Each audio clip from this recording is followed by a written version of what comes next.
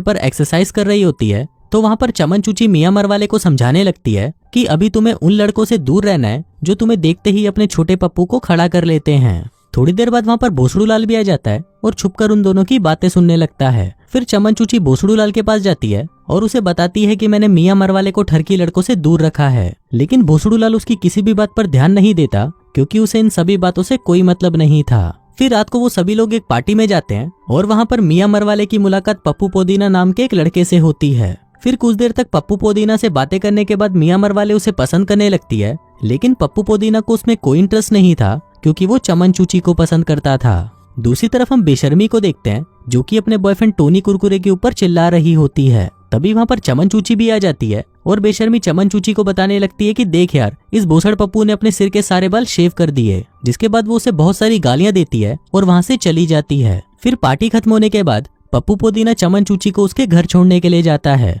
रास्ते में पप्पू पोदीना चमन चूची को कहता है कि वो उससे बहुत प्यार करता है और ये बोलकर वो उसे वहीं पर चूसना शुरू कर देता है। लेकिन चमन चूची को ये बिल्कुल भी अच्छा नहीं लगता और वो गुस्से में कार से बाहर निकल जाती है। अब क्योंकि पप्पू पोदीना का भी चूतिया कट चुका था इसलिए वो चमन चूची को वहीं पर अकेला छोड़ देता है और वहां से चला जाता है। फिर चमन चूची अकेले ही घर जाने लगती है, लेकिन तभी वहां पर लुल्लीलाल नाम का एक चोर आ जाता है और चमन चूची को अपनी बंदूक दिखाकर, मतलब असली वाली बंदूक दिखाकर, उससे उसका पर्स और मोबाइल फोन ले लेता है। अब चमन चूची के पास और कोई ऑप्शन नहीं था, इसलिए वो अपने सौतेले भाई भोसड़ू लाल को फोन करती है और उसे उसकी हेल्प करने के लिए बोलती है। उधर भोसड़ू लाल भी अपनी फ्रेंड के साथ बैठकर उसको घोड़ी बनाने के लिए तैयार हो रहा था, लेकिन चमन चूची का फोन आते ही वो भागकर उसके पास चला जाता है।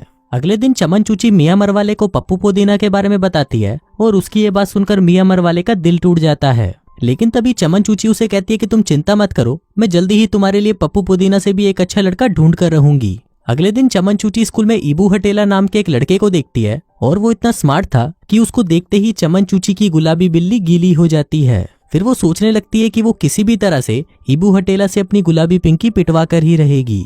फिर चमन चूची ईबू हटेला को हिंट देना शुरू कर देती है। वहीं ईबू हटेला भी चमन चूची के इशारे समझ जाता है और वो उसे शाम को अपने साथ एक पार्टी में चलने के लिए इनवाइट करता है। शाम को चमन चूची पार्टी में जाने के लिए तैयार हो रही होती है। फिर जब वो तैयार होकर जैसे ही नीचे आती है तो उसको देखते ही भोसड़ू लाल का छोटा चेतन खड़ा हो जाता है और वो चमन चूची की गुफा में जाने के लिए तड़पना शुरू कर देता है। थोड़ी देर बाद वहाँ पर ईबू हटेला भी आ जाता है और वो चमन चूची को अपने साथ ले जाता है। वहीं घर पर भोसड़ू लाल को ये सोचकर बिल्कुल भी अच्छा नहीं लग रहा था कि उसके होते हुए चमन चूची किसी और के लिए घोड़ी बनेगी। इसलिए वो चमन चूची के बाप को कहता है कि वो उसका ध्यान रखने के लिए उस पार्टी में जा रहा है और ये बोलकर वो भी उसके पीछे पीछे उस पार्टी में चला जाता है। पार्टी में चमन चूची डांस कर रही होती है और तभी वहाँ पर मियां मरवाले भी आ जाती है। थोड़ी देर बाद वो दोनों देखते हैं कि वहाँ पर भोसड़ू लाल भी आ जाता है और वो वहाँ पर मियां मरवाले के साथ डांस करने लगता है। फिर अगले दिन चमन चूची और भोसड़ू लाल आपस में बातें कर रहे होते हैं कि तभी भोसड़ू लाल की मॉम का फोन आता है। अब भोसड़ू लाल अपनी मॉम से बात नहीं करना चाहता था, इसलिए वो चमन चूची को उनसे झूठ बोलने के लिए बोलता है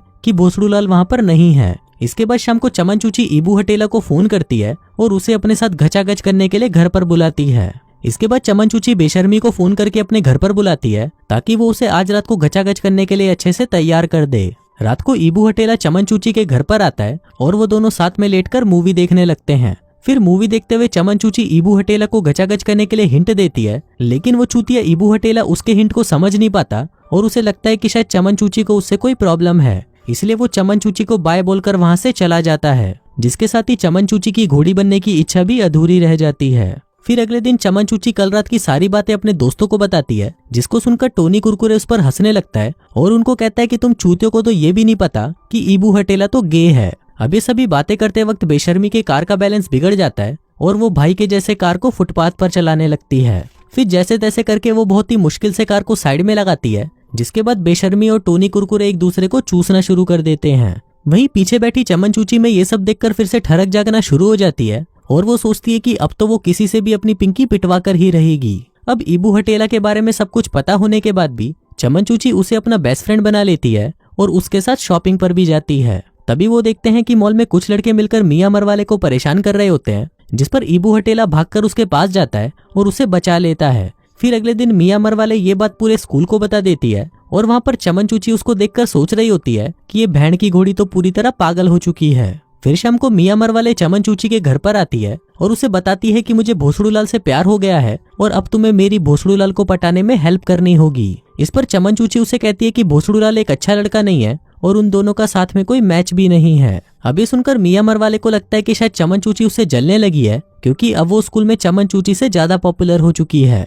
इसलिए मियां मरवाले चमन चूची पर बहुत गुस्सा करती है और चमन चूची के ड्राइविंग टेस्ट में फेल होने की बात पर मियां मरवाले उसका मजाक उड़ाकर वहां से चली जाती है। अगले दिन चमन चूची सोच रही होती है कि उसको मियां मरवाले की हेल्प करने में क्या प्रॉब्लम है, लेकिन तभी उसे रियलाइज होता है कि उसे भी भोसड़ूलाल से प्यार हो गया है। शाम को चमन चूची भोसड़ूलाल के पास ही बैठी होती है, पर वो बहुत ज्यादा नर्वस होती है कि वो भोसड़ूलाल को इस बारे में कैसे बताए। वहीं भोसड़ूलाल भी चमन चूची को बहुत पसंद करता था, पर उसने भी आज तक उसे इस बारे में नहीं बताया। फिर उसी शाम को हम देखते हैं कि चमन चूची भोसड़ूलाल के साथ मिलकर उसके डैड की कुछ इंपॉर्टेंट फाइल्स पर काम कर रही होती है, लेकिन काम करते हुए चमन चूची से कुछ गलती हो जाती है, जिस पर उसके डैड का एम्प्लॉय उस पर गुस्सा करने लगता है। अब इससे चमन चूची को गुस्सा आ जाता है और वो वहाँ से चली जाती है। फिर थोड़ी देर बाद चमन चूची के पास भोसड़ूलाल आता है और उसे मनाने लगता है। फिर बातों ही बातों में वो दोनों एक दूसरे के नजदीक आ जाते हैं और एक दूसरे के साथ चुम्मा चाटी करना शुरू कर देते हैं। फिर मूवी के आखिरी सीन में हम एक वेडिंग सेरेमनी देखते हैं, जहाँ पर वो दोनों बुढ़े टीचरों की शादी हो रही होती है। वहीं हम टूटी चप्पल और मियां मरवाले को भी एक साथ देखते हैं, जो कि अब रिलेशनशिप में आ चुके थे। फिर वहाँ पर चमन चूची और भोसड़ूलाल भी एक दूसरे को किस करते हैं और सभी को अपने रिलेशनशिप के बारे में बता देते हैं, और इसी के साथ ही ये वाहियात फिल्म यहीं खत्म हो जाती है।